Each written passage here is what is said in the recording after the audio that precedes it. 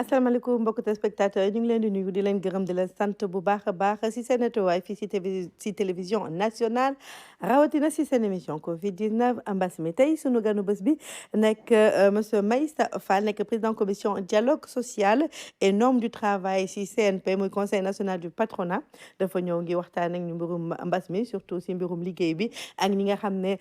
ñooy ñi nga xam ne Sénégal yi nga xam ne dañuy liggéey nga xam ne ñu ngi foofu si patronat bi nga xam ne ak li nga xam ne mooy couvre-feu bi nga xam ne moom le président de la République instauré fan yi mu war a waxtaan ak ñun si mbirum li nga xam ne mooy disposition yi dans les lieux de travail avec le patronat dinañ si waxtaan bu si kanam mais laata loolu dañuy dellu fële sa ministère de la santé ànd si tey ak Ousmane Gueye di directeur du SNEPS ngir mu wax nu tey naka la fi feebar bi taxawee si sunu réew. ci junni ak juróom benn fukk ak ñaar test yu ñu def téeméer ak juróom fukk ak ñaar ñoo ci positif maanaam juróom fukk lañu am yi naan cas contact mooy ñi jotoon di jaxasoo ak ñi amoon doomu jàngoro gi amul benn cas importé maanaam benn cas jotuñu ko bu jógee ci bitim réew téeméer ak ñaar dañu jot a am comme transmission communautaire maanaam ñu jot jàngoro gi te xamuñu fuñ ko jëlee ci loolu lim bi nii la tëddee fukk ak juróom la ñu jot a nemmeeku ci diwaanu Kaolack juróom-ñett ci Mariste juróom-benn ca Dakar Plateau Richard Toll ak Ndar ñeent ca Mbour Mermoz ak Touba ñett ca Dagana Guinguinéo ak Tamba ñaar ca Diourbel Kaffrine Liberté 4 Matam Mbao Ngor Parcelles Assainies Sangalkam ak Yoff benn ci Amitié 3 cité Cheikh Amar cité Djily Mbaye Daara Diamniadio Diofior Goudiri Guédiawaye Joal Kanel Liberté 3 Liberté 6 Linguère Mamel Médina Ndofane Ñaari Tali Wakam Sacré-Cœur 3 Sakal Scat Urbam ak Sokone téeméer ak ñeent fukk ak juróomi malade ci ñi ñu hospitalisé wér nañu bésu tey fanweer ak ñaar malade ñoo ngi réanimation fukk ak benn malade ñàkk nañ seen bakkan bésu démb altine fukki fan ak benn ci weeru janvier 2021 ñeneen ñi des hôpital ñoo ngi am tan mu nekk nag situation du jour maanaam feebar bi naka la fi taxawee tey si mardi bi si sunu réew tey nu àndoon si ak Ousmane Gueye nekk directeur du SNEPS nu def léegi lu dul nuyu te dalal sunu gan bi tey nag dañ ko am par visioconférence nu wooyu ko par Zoom muy monsieur Meissa Fall nekk président commission dialogue social et normes du travail bu CNP conseil national du patronat monsieur Fall ñu ngi lay nuyu di la dalal. waaw Ramata maa ngi lay fay di nuyu téléspectateur u RTS yëpp di leen souhaiter bonne et heureuse année 2021. jërëjëf monsieur Fall tey dañu ñoo ngi waxtaane ak yow mbirum mbas mi nu gis ne yaa ngi foofu si conseil national du patronat yaay président commission dialogue social et normes du travail foofu sa CNP nu bëggoon nga wax nu ana taxawaayu tey patronat bi si xeexu mbas mi. waaw loolu moom pour wax si dina xaw koy yomb parce que xam conseil national du patronat ba dalee rek ba muy amee rek lañ si suñu président organisation monsieur Baye Diagne commencé jël ay matuwaay mën naa ne matuwaay bi si njëkk mooy que dafa lancé un appel pour que entreprise yëpp yeesalaat taxawalaat lépp loo xam ne dafa jëm si hygiène ak sécurité mooy lépp loo xam ne dana aar ñi nekk si biir entreprise bi ak lépp li nga xam ne aussi mooy wareefu entreprise si lépp lu jëm si kaaraange ñi fa nekk. mesure boobu mooy mesure bi nga xam ne moom la ñu njëkk a jël si bu mbas mi pour mën ko faagaat. leneen li si topp mooy dañu defar benn guide leneen li si des mooy dañu defar benn guide boo xam ne entreprise du CNP yi bokk CNP yëpp les entreprises du secteur privé dañ leen ko jox pour wan leen ne tey naka ne ñuy prévenir naka la ñuy gérer le risque sanitaire bi nga xam ne mbas mi moom la doon. ñetteel bi peut-être mooy bi nga xam ne moom la si public bi di gën a gis la gestion la participation prise au fonds Covid. participation boobu bi mbas mi taxawee entreprise Sénégal yëpp les entreprises membres du CNP dañ si taxaw ba nga xam ne mën naa ne déjà au mois d'avril lu weesu une dizaine de milliards entreprises yooyu dugal nañ ko si fonds Covid-19 donc déjà muy action yoo xam ni dugal nañ ko pour xeex mbas mi. muy am action yu am solo nu wax ne tey léegi ñu ngi ci beneen étape encore si feebar bi Covid 19 mbas mi muy tey li nga xam ne mooy état d'urgence bi nga xam ne dañ ko gunge bi yoon encore ak beneen couvre-feu mu tàmbali fii si sunu réew surtout pour Dakar ak Thiès nu bëggoon xam tamit yéen naka ngeen def ndax am na la nga xam ne yéen a ngi koy gëstu tuuti pour xaw a yombalal liggéeykat yi nga xam ne ñu ngi war respecter couvre-feu boobu pour mën a ñibbi ndax yéen a ngi xoolaat si tranche horaire horaire de travail yooyu pour gën leen yombalal li nga xam ne mooy liggéey bi ak ñu mën a ñibbi seen kër.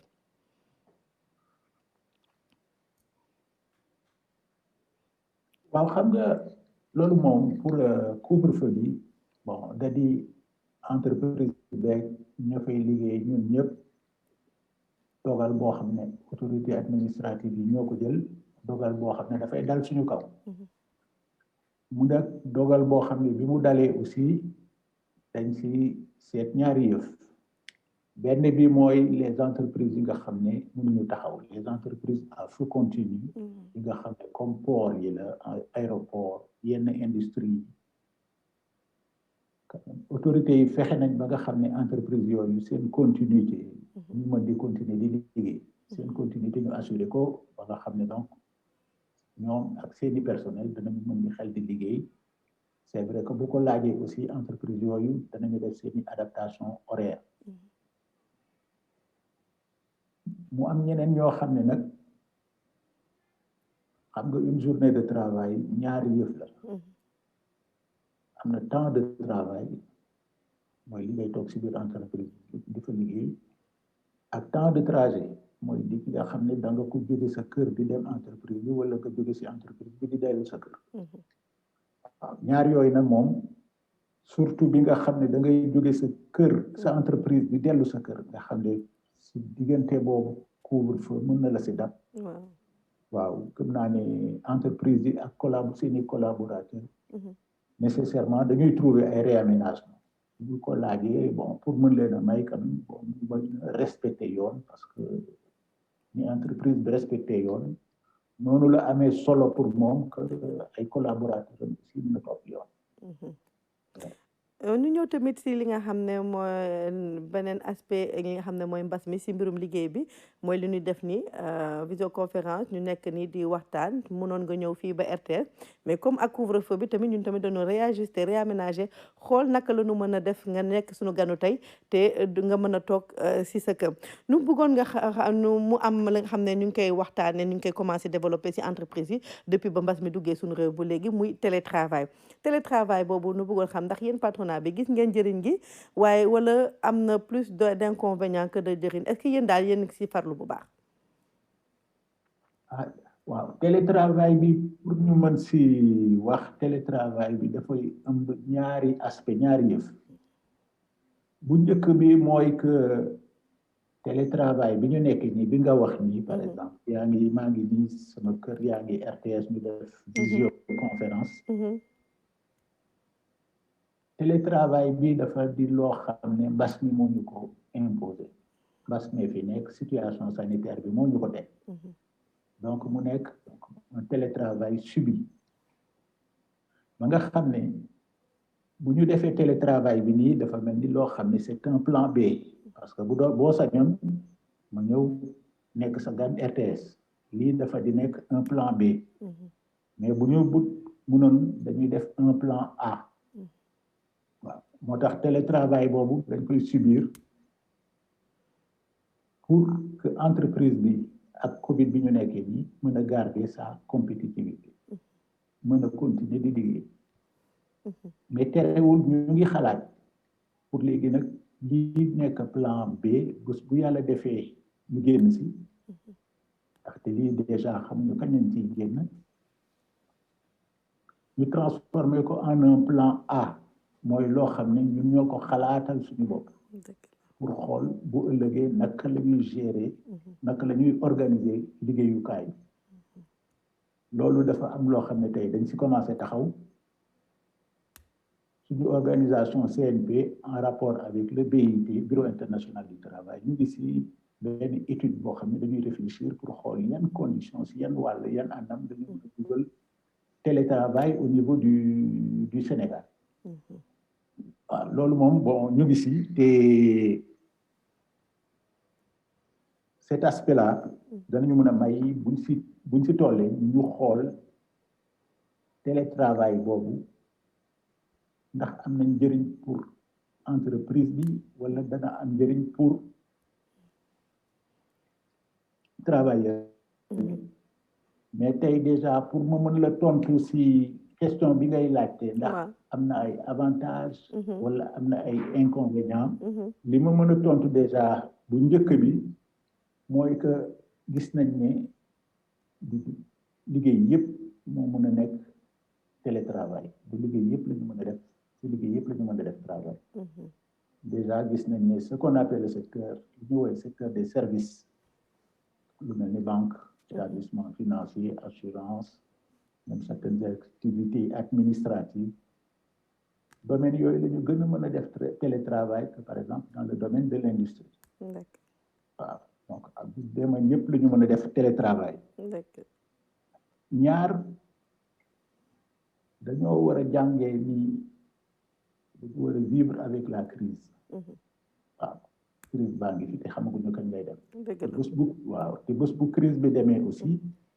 war nañu mën a xam ne peut-être li amoon démb nga xam ne donc mooy li ñuy wax travail en présentiel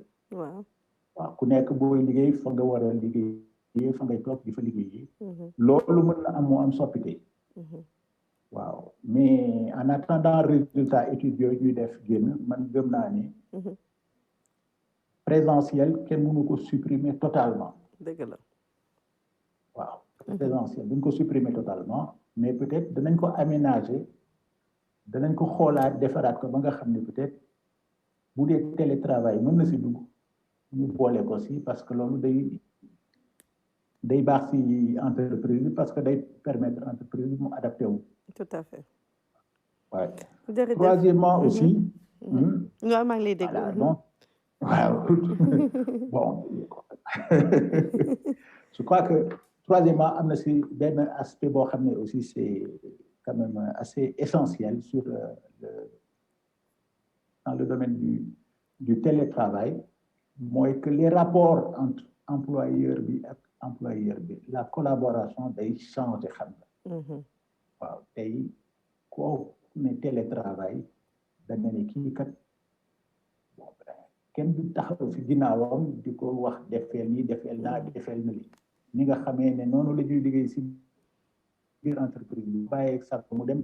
day fekk nit koo xam ne mënal na boppam waaw mën na liggéeyal boppam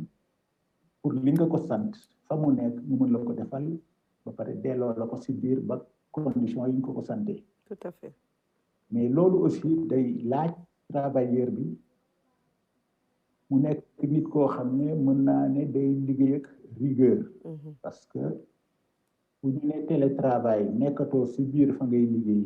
mën na am yaa ngi si sa biir kër waaw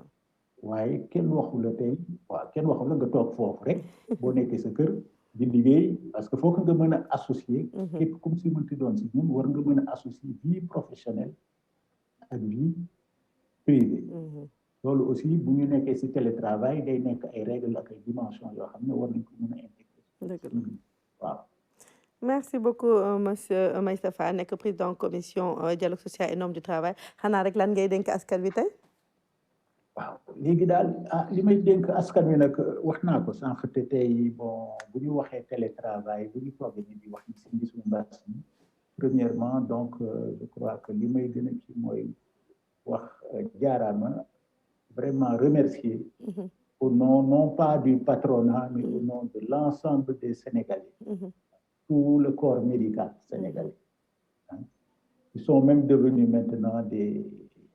vedettes de la télévision, comme Ramata Deme, par la force des choses. Nous tous, nous saluons le professeur Seydi, nous saluons MS, nous saluons le docteur Bousso, nous saluons le docteur, aujourd'hui le docteur Mamadou Ndiaye que nous suivons tous les jours. ñoom ñëpp ñu ngi leen di sant vraiment di leen gërëm te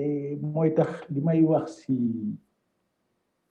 pour terminer li may wax askan bi mooy loo xam ne benn docteur c'est un professeur agrégé en santé publique moom la wax un jour dans le journal Le Soleil mais dafa gis ne mbas mi suñu koom-koom la mel ni dafa mel ni mbas mi suñu koom-koom lay gën a rey sax askan bi loolu la jàpp ne mbas mi koom-koom bi la gën a sonal que askan bi te xam na ne bon bu koom-koom bi sooxee peut-être li mu mën a yàq sax mbas mi du ko mën a yàq boobu te li mu si teg mooy lenn donc nañu jàng dëkk ak mbas mi xeexal moom li si xeexal mbas mi du leneen lu dul fagaru ànd di fagaru nit ku nekk aussi fa nga nekk ngay mën di fagaru pour xeex mbas mi ma am lu may wax askan bi donc loolu la ñu doolee fagaru waaw. jërëjëf Meissa Fall nekk président commission dialogue social et normes du travail du CNP muy conseil national du patronat di nuyuwaale gërëmaale Baydi Agne di président CNP ak Hamidou Diop di secrétaire général du CNP nga xam ne moo nu yombalal tey relation bi ngir ñu mën a am waa patronat bi fii tey si émission Covid 19 mbas mi ngir ñu wan a waxtaane mbirum liggéey bi ak li nga xam ne mooy mbas mi ñu ngi leen di gërëm di leen sant bu baax a baax di dalal sunu naataango di Oumou Kalsoum Sall si Allo Diaspora Oumou Kalsoum ñu ngi lay nuyu di la dalal. Ramata maa ngi lay fay di nuyu suñu mbokku téléspectateur yëpp fu ñu mënti nekk rek ci àddina bi ñu ngi leen di nuyu di am mbégte niñ koy defee saa su ne ànd ak yow ci suñu émission Covid 19 mbas mi. waaw Oumou Kalsoum tey si talaata bi fan nga dem ak lan nga nu indi tey si xibaar. waaw tey nag ci suñu rubrique Allo Diaspora niñ koy defee bés bu nekk rek di leen andil rek information yi jëm. ci yeneen réew yi nga xam ne ni ñu ngi fay fekk ay doomu Sénégal tey ñu fas yéene delluwaat ca Montréal ca Canada lañ jëm dem xool yi tamit tolluwaayu mbas mi ci réew boobee ñu nax ci ànd ak ku ñuy wax Baye Mohamed Meng Baye Mohamed Meng nag bokk ci regroupement général des Sénégalais du Canada di rek kuréel boobu nga xam ne ni moo ëmb doomu Sénégal yi ñuy fekk foofee ca Canada Baye Mohamed ñoo ngi lay nuyu di am mbégte dalal la ci suñu émission. maa ngi leen di fay jërëjëf ci dalal bi. jërëjëf alors Baye Mohamed Canada tamit mbas mi laal ko ñoom tey ji ñu weesu juróom benn téeméeri junni 673 000 doomu aadama yoo xam ne ni laale nañu ak mbas mi ñi ci faatu romb tey fukk ak juróom-ñaari junni doomu aadama mu di nag boo ko xoolee province Québec muy province boobu nga féete mu mel ni ñoom ñoo gën a laale ak mbas mi ba tey ji ban situation la ñu mën a jàpp foofee ca Canada rawatina nag Québec googu nga xam ne fa nga féete ci jamono yi. waaw ni nga ko waxee ñun fii ci Québec bokk nañ ci province bi ëpp cas. foog naa bi pandémie bi commencé ba léegi ñoo ngi ci à peu près 231 000 cas. ak plus de 8 000 décès. démb rek foog naa presque am nañ 2000 cas ak à peu près 50 nit yu faatu ci mbas bi. kon mu mel ni dellu fa ginnaaw ci jamono yi contamination yu bees yi. xaw na bis yi passé xaw na wàññeeku ndax bi at bu bees bi di doog a dugg semaine bi passé gënoon na yéeg tuuti. ñoo ngi woon peut-être ay 3000 cas et quelques. mais semaine bi moo ngi wàcc ndànk-ndànk. ñun sax depuis samedi bi passé ñun tamit ñoo ngi ci couvre-feu entre 8h ci guddi ba 5h du matin te presque ñoo ngi confinement ndax nit ñu bëri seen kër la ñu liggéeyee restaurant yi ak bar yi tëj nañ livraison rek la ñuy def mais kenn mënatul dem ci restaurant yeeg yooyu nga bokk ci ñi nga xam ne ni télétravail la ñuy def ci jamono yi loolu la ñu gën a recommandé foofu et puis ñi ëpp loolu la ñuy def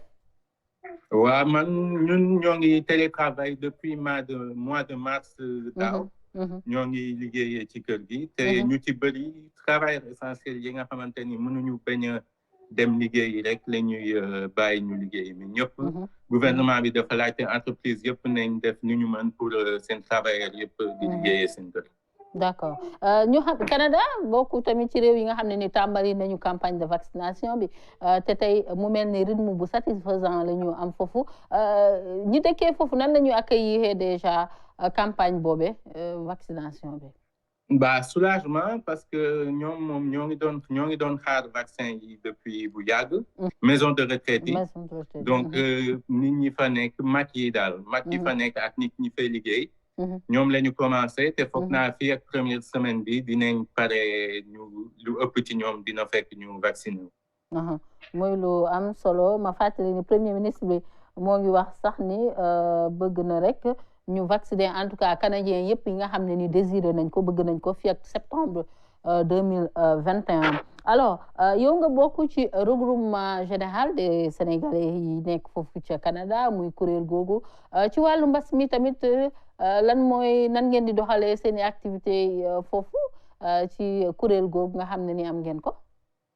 waaw mbas bi moom daanaka yàqal nañu lu bëri ci suñuy activité ndax amoon benn activité bu ñu doon def ci mois d'avril bi mois du Sénégal daaw mënuñu ko woon def ren tamit ñoo ngi yaakaar di ñaan ñu mën ko def donc fi mu toll nii li ci ëpp ci Facebook bi la ñuy nekk di def ay live jéem rester en contact ak communauté bi Baye Mohamed Meng ñoo ngi lay gërëm amoon nañu tey ji mbégte dalal la ci suñu rubrique Allo Diaspora maa ngi leen di gërëm di leen sant jërëjëf jërëjëf kon nag Ramata tey li lañ leen andiloon ci seen rubrique Allo Diaspora di leen jox rendez-vous ëllëg incha allah mu Kalsoum Sall ba ëllëg incha allah di gërëmaale sa gan bi di Baye Mohamed Meng nekk foofu sa Canada di nuyuwaale tous les Sénégalais du Canada di bàyyi xel tamit tous les Sénégalais de la diaspora nu ñu koy defee saa su ne dinañ ñaanal yàlla bu baax a baax mu musal leen si feebar bi nu dalal nag sunu naataango di Fatoumata Savané Saleh Fatoumata na nga def. Ramata maa ngi lay fay di nuyu ñëpp ñi nga xam ne ñu ngi seetaan. alors yow tey loolu mën a wax si feebar bi si àdduna bi naka la fi mbaa du mu ngi law comme ni nga ko doon wax wala am na tan tuuti. waaw mën nañu wax ne. tan bi moom c'est relatif rek ci partie yu continent yi mais boo xoolee globalement dafa yokk et de plus d'1 million d'ailleurs parce que démb rek ñu ngi woon 90 millions tey egg nañu 91 millions bu lu ci topp sax parce que tey 666 718 personnes la ñu am ñoo xam ne ñoo am mbas mi en 24 heures chiffre yi mi ngi noonu ñu ngi am 91 millions 48 905 personnes yoo xamante ne ñoom ñoo laale ak mbas mi bi feebar bi dooree ba léegi mu mel ni wàllu décès yi également tey ñu ngi enregistré 12 285 décès à travers le monde au total am nañu 1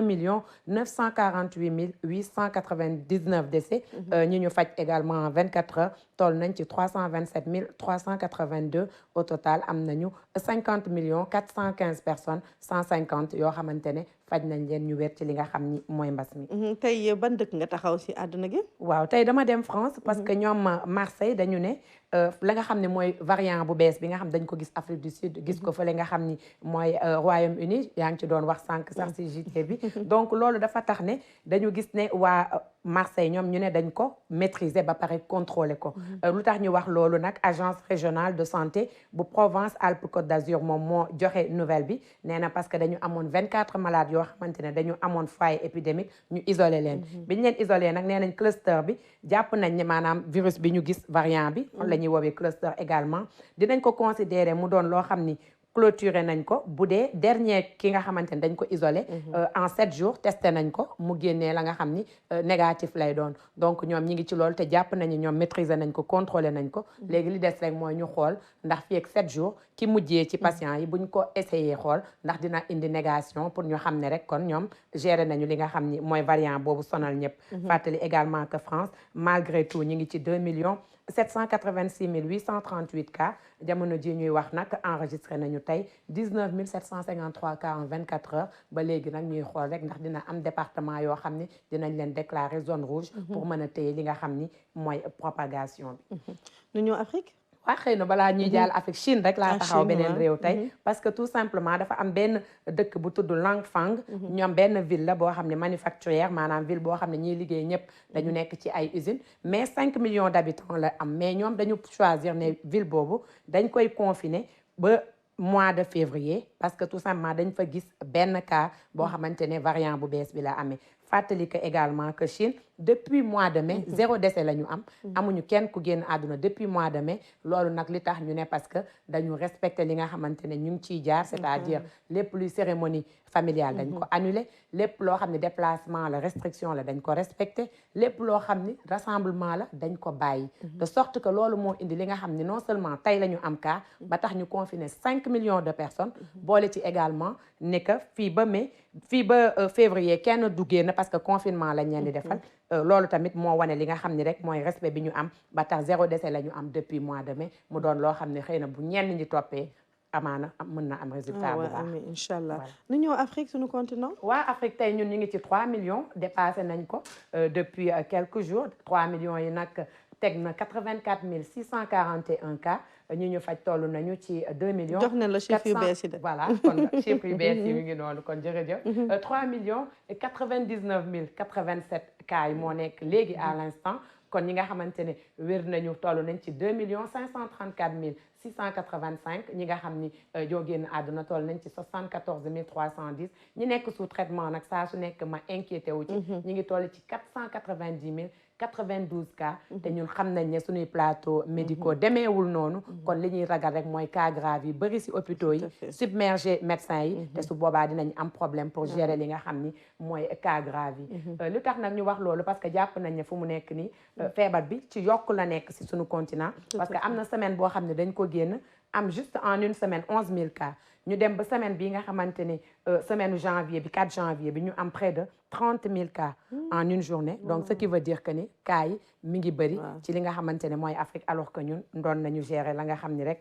moo doon suñuy ay chiffres tey ban dëkk nga taxaw waaw Afrique du Sud d'abord parce que tout simplement ñoom dañu nekk fi nga xam ne ñoo am 1 246 643 cas yore la nga xam ne mooy 30% des cas du continent ce qui veut dire que ils n'ont léegi ñoom yoratuñu plus de la moitié parce que léegi séddaloo nañ kon bu ñu yoree 30% kon ça veut dire que 60% yi dañ ko séddalee waat ci 54 pays kon ñoom itam am nañu stabilité alors que yeneen dëkk yi ñi ngi am cas yu bari donc c'est ce qui explique ces chiffres leneen lu ñu mën a wax mooy seen flambée de cas bi dafa tax ñu daal di ne tey dañuy tëj ay frontières yoo xam ne dafa nekk frontière terrestre ñoom seen diggante ak yenn réew yi mais frontières yooyu buñ ko ñeent la et buñ ko tànnee également ñi nga xam ni moom la ñuy woowee nation arc-en-ciel tëj boobu ñu tëj nee nañu transport carburant yi bokk ci nee nañu marchandises yeeg biens yi bokk ci ak it malades yi nga xam ne dañu nekk ay grave ba pare jóge ci yeneen réew ñëw pour faju foofu dinañ leen ibbil également mais lépp loo xam ne dem ak dikk la ci nit d'accorduñ ci ndax même bu dee indi nga test nee nañu d'accorduñu nit ñi di dugg foofu parce que tout simplement seen cas yi dafa bari ba ëpp leen loxo voilà d'accord nu ñëw Sénégal nga defa nu carte yi tey waaw xëy na ma ñëw tey Sénégal ñu xool carte yi nuñ waaw tey situation du jour cas yu tey yi tey noonu naka la séddale ko tey waaw tey rek Dakar enregistré na 83 cas Saint-Louis moo am 16 cas Kaolack am 22 cas Fatick ñu gis ne 2 cas la am fële nga xamante ne mooy Ziguinchor Sédhiou Kolda maanaam le sud et le sud-est tey amuñu benn cas mu mel ni ñu ngi koy gis ñu weex noonu enregistré wuñu cas Saint-Louis ñu jël fa 16 cas fële nga xamante ne mooy Matam am nañu juróom Tambacounda am ñeenti cas Kaffrine ñett la am tey Diourbel am juróom-ñaar Fatick am ñaar fële nga xam ni nag mooy Thiès am nañu juróom-ñaari cas Louga ñett rek la enregistré lii mooy cas yu bees yi nga xamante ne tey mën nañ leen gis ci carte bi. mais léegi tey ñu wax nu situation globale au Sénégal région yi fu ñu si toll tey si mbas mi. waaw région yi nag ba léegi Dakar toujours moo nekk ci kanam Dakar nag tey 14 490 cas la ñu enregistré. feneen fu ñu dem muy Thiès am 2391 cas. Saint-Louis 689 Diourbel itam bokk ci ñi nga xam ne ëppale nañu ay cas 1114 cas Kaolack nag am na 609 Fatick am 450 cas depuis bi mbas mi dooree ba léegi Saint-Louis 689 la am Ziguinchor am 577 cas Kaffrine di région bu Aram Ndaw moom rek moo nekk région boo xamante ne xëy na 50 cas yi sax matul parce que ñi ngi koy xool ñi ngi def juste ci 44 cas foofu lee ca Kaffrine au sud également ñi ngi gis ne Ziguinchor 577 la ñu enregistré fële sa Sédhiou 155 Kolda 228 Kédougou am 226 cas alors que Tambacounda au centre mi ngi am 152 cas. xam na ne tey comme d'habitude depuis le début Dakar mooy épicentre bi loolu mën a wax ci Dakar tey. waaw Dakar moom ba léegi Dakar Ouest moom fa la lépp amee 3367 cas. bu ñu jógee Dakar Ouest Dakar Centre 3289 cas. diggante Dakar Ouest Dakar Centre c'est toujours le centre-ville. fépp foo xam ni moo concerné zone yi nga xamante ne nit ñi dañ fay xaw a takku lool. donc ñooñu ñooy fi nga xam ne moo gën a bëri Dakar Sud 2762 cas soo demee Dakar Nord ñu ngi ci 1783 cas nga dem Guédiawaye 817 cas Pikine am 342 nga dem Yëmbal ñu nekk ci 162 cas fa nga xamante ne mooy Mbao enregistré nañu 643 Kër Massar 374 cas alors que suñu demee fële ca Sangalkam ñu ngi enregistré 231 cas fële ca Diamniadio ñu ngi ci 203 alors que Rufisque moom mi ngi toll ci 510 cas pour toute la région de Dakar. tey loolu indi si xibaar. waaw xibaar moom Ramata mooy li ñuy wax rek bis bu nekk ñu ne feebar bi mi ngi continuer di law mi ngi continuer également di jël ampleur fu mu nekk nii cas grave yi mi ngi commencer di ñu jaaxal également donc lu ñu mën a def rek mooy ñun ñoo mën a téye virus bi parce que ku demul doo yóbbu virus bi nit yi également nañu gën a respecter surtout distanciation physique bi wala distanciation sociale bi si biir entreprise yi si biir grande surface yi si biir marché yi même su nekkee da ngay moytu nit sax mu xoolee la bët boo xam ne kii de dafa mel ni daf may daw nangul parce que xamal ni loolu mooy sa jàmm te it moom xam na li xew ci feebar bi kon bu ñu am gêne puus nit ki bu ñu am gêne takk masque ñu ñuy xool bizarrement bu ñu am gêne wax nit ki raxasul balaa ngay dugg si nit ñi boo ñëwee sama kër tey ji nga ñëw nekk koo xamante ne da nga jóge ci mbedd mi naa la jox sama pompe wala ma jox la sama alcogel nga laal say loxo ndax da ngay dugg sama kër am na ay mag donc du ma nangu loolu dinaa la jox nga téye pompe sa loxo raxasu sinon ma jox la ndox ak saabu nga raxasu parce que geste la bu normal parce que jamono ji ñu nekk moo ko laaj buñ ko jàppee gêne kuñ ko def aussi bu ko jëlee nen ne diw dafa foog ni man dama feebar wala dara il faut d'abord qu'on accepte la chose ñu xam ni àdduna bii ñuy dund nii moo ko laaj du question que nit daf la xeeb wala daf la seexlu mais lii moo ko laaj situation bi moo ko laaj faaw ñu def ak moom surtout que dañu bëgg a préserver mag yi nekk ci kër yi personnes vulnérables yi nga xamante ne amuñu kàttan xeex ak virus bi kon faaw ñooñu ñu leen di xalaat moo tax nag Ramata ñëpp war a téye rek pour tàq feebar bi mu jóge fi kontaan nañ loolu